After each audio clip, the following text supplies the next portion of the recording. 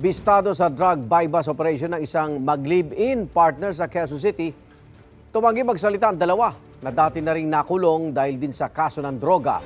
May unang balita si James Agustin.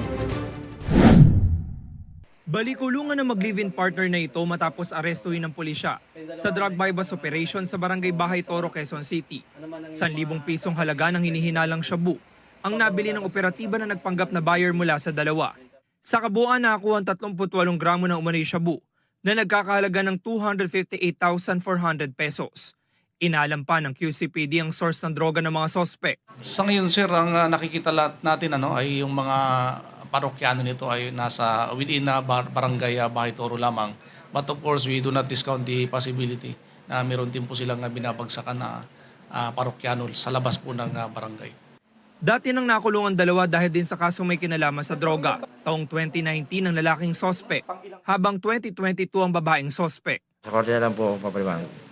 No comment po ako dun. Ayoko po magsalita muna. Maharap ang dalawa sa reklamong paglabag sa Comprehensive Dangerous Drugs Act. Ito ang unang balita. James Agustin para sa GMA Integrated News. Igan, mauna ka sa mga balita. Mag-subscribe sa GMA Integrated News sa YouTube.